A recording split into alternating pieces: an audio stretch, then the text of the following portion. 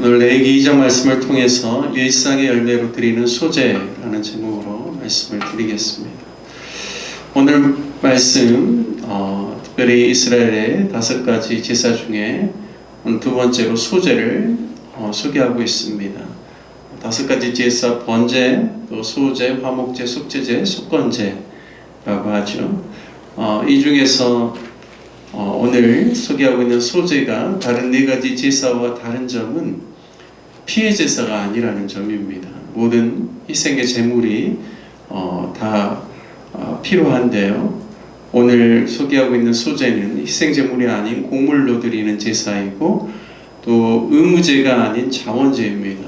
의무제라는 것은 죄를 범하거나 피해를 입히거나 또 부지중의 죄를 깨닫거나 성물을 범했을 때는 속죄제나 속건제를 드려야 됩니다. 이것은 반드시 드려야 되는 것이죠. 하지만 이 자원제라는 것은 본인이 또 하나님 앞에 언제든지 드릴 수 있는 그러한 성격이라는 겁니다.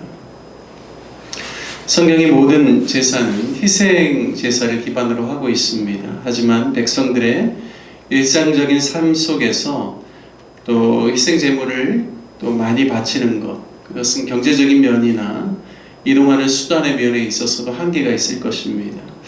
하지만 곡물을 기반으로 하는 소제는 그런 측면에서 경제적인 부담도 훨씬 적게 되고 또 이동하는 데 있어서도 다른 제사에 비해서 훨씬 또 편리할 것입니다.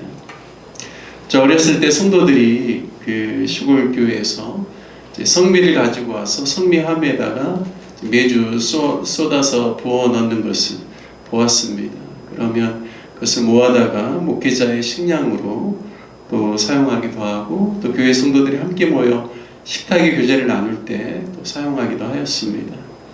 그와 같이 소제도 이스라엘 백성 중에 누구든지 자원하는 마음이 있으면 소제에 드릴 곡물을 가는 고운 가루로 빻아서 그리고 그것을 올리브 기름을 가져와서 또 형편이 더 나으면 유향이라는 고급 향재료도 가지고 와서 하나님께 소제로 제사를 드릴 수 있게 해 주었습니다. 소제의 독특한 점은 곡물 자체만을 가지고 하나님께 제사를 드리는 것이 아니라 반드시 기름과 함께 또 거기에 유황을 하기도 하고 또 계속해서 읽어보면 소금 언약이라고 해서 반드시 소금을 치게 되어 있습니다. 1절과 2절 말씀에 고운 가루를 애물로 삼아 그 위에 기름을 붓고 그 위에 유향을 놓아서 제사장에게 가져가서 제단 위에서 불살라 화제로 하나님께 드리게 했습니다. 하지만 여러 가지 방법이 있습니다. 4절에 보면 화덕에 구운 형태로 그렇게 기름을 섞어서 드릴 수가 있고요. 소제를 5절에 보면 철판에 붙이는 방법으로도 드릴 수가 있습니다. 그리고 7절에 보면 냄비에다가 삶아서 드리는 방법도 소개를 하고 있습니다. 그래서 화덕, 철판, 냄비 이런 것들을 사용하지만 중요한 것은 기름이 다 사용된다는 것이죠. 맨 처음 1절과 2절에서는 유향을 넣었지만 기름 외에도 이제 4절, 5절, 7절에 나와 있는 이러한 방법들은 기름을 이야기를 하고 있습니다. 따라서 자신의 형편과 상황에 맞게 소제를 드릴 때 자신의 형편이 유향이라는 고급 재료도 사용할 수 있으면 함께 사용해서 드릴 수가 있지만 그 외에 다른 방법, 오직 기름과 곡물에 빻은 가루로만 드릴 수도 있다라는 것이죠. 저는 소제를 묵상하면서 하나님께서 얼마나 친근한 분이신가를 좀 묵상하게 되었습니다.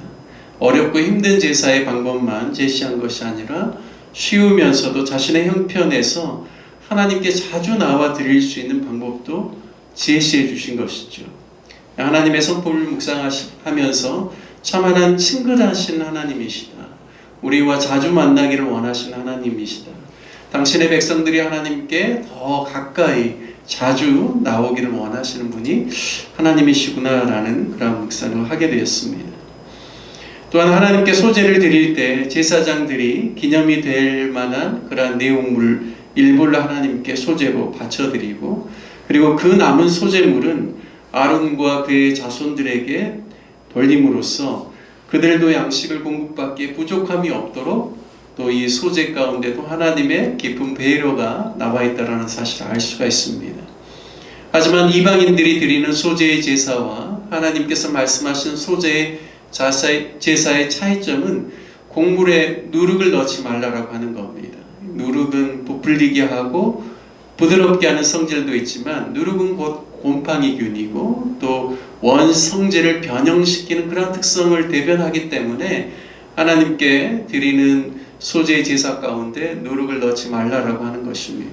이것은 결코 하나님의 백성들은 죄와의 타협함이 없어야 하고 거룩성을 유지하고 또 하나님의 자녀로서의 그 본질을 변형시키는 어떤 유혹이나 세상의 속임에도 흔들리지 않기 위해서 그러한 교훈이 또 이 소재 안에 누룩을 넣지 말라는 이 말씀 안에 또 들어가 있다라고 믿습니다.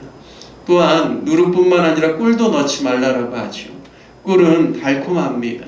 따라서 꿀의 상징은 세상의 달콤한 유혹과 또 세상의 연락과 세상에서부터 오는 재미들을 대변한다라고 할 수 있습니다. 따라서 세상적이고 유격적이고 안락과 쾌락을 정말 추구하려고 하는 그 인간의 그 본성 안에 그것을 경계하고 오직 단정함과 고요함과 정결함으로 우리를 단장하고 하나님 앞에서 살아가기를 원하시기 때문에 하나님께서 소재로 드릴 때 누룩도 경계하고 주의하고 넣지 못하게 하고 또 꿀도 넣지 못하게 하는 것이죠. 물론 예외의 규정은 있습니다. 그것은 첫 열매를 드릴 때는 이런 것들을 사용할 수 있지만 이걸 가지고 제단에서 하나님께 화제로 드리는 것은 하나님께서 금하고 있습니다. 그러면 어떻게 할 수 있는가? 누룩이나 꿀을 섞어서 첫 열매를 드리게끔 가져오더라도 그것을 제사장에게 돌리는 것이지 그것을 가지고 화제로 하나님께 태워서 드리지는 못하게 한 것입니다. 그리고 13절 말씀에 보면 소재 가운데 반드시 해야 될 것에 대해서 언약의 소금을 이야기를 하고 있습니다. 소금은 부패를 방지하고 형태를 보존하고 불변할 것이라는 그런 의미가 있죠. 따라서 하나님께서는 소금 언약을 통해서 하나님과 이스라엘 백성들이 맺은 언약이 진실되고 불변하며 영원히 보존될 것이라는 그런 의미를 가지고 있습니다. 따라서 소재를 통해서 이스라엘 백성들이 하나님을 가까이 하고 자원함과 기쁨과 감사로 또 함께 같이 그들이 곡식을 고운 가루로 빻을 뿐만 아니라 기름을 통하여서 하나님께 제사를 드리되 또 소금 언약을 통하여서 하나님과 맺어진 영원한 그 불변의 그 관계 속, 언약의 관계 속에서 그들이 늘 하나님과 함께하는 삶, 그리고 하나님이 중심이 되는 삶을 살아갈 수 있도록 하나님께서 이러한 소재를 통하여서 이스라엘 백성들이 더 자주 가까이 나올 수 있도록 하나님께서 소재를 허용하셨다는 것입니다. 기본적인 제사의 그 모든 것 안에는 희생의 제물이 들어가죠. 그렇기 때문에 희생 제물을 드리는 나머지 제사를 드릴 때에도 간혹 소재와 함께 병행해서 드리기도 하였습니다.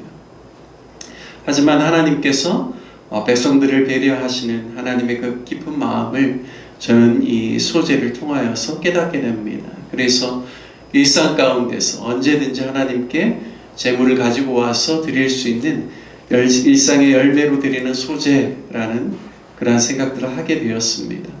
오늘 하나님의 깊은 배려의 마음, 그리고 우리가 날마다 더 주님께 가까이 나오기를 원하는 마음, 경제적인 형편과 상황에 상관없이 우리가 먹을 양식만 있다라면 언제든지 주님 앞에 나와서 예배 드릴 수 있고 제사를 드릴 수 있도록 행하게 하시는 하나님의 그 깊은 마음을 깨닫고 우리는 늘 하나님을 사랑하고 또 하나님께 나오기를 소망하고 또 일상 가운데서도 늘 주님을 예배할 수 있는 저와 여러분의 삶이 되시길 주님의 이름으로 축복합니다.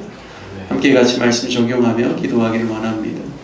하나님과의 친밀한 삶이 매일매일 이어지고 하나님께 매일의 감사와 열매를 드릴 수 있는 그러한 삶을 또 오늘 주일뿐만 아니라 이번 한 주간의 삶 가운데 살아갈 수 있게 해달라고 함께 말씀 적용하며 기도하기를 원합니다.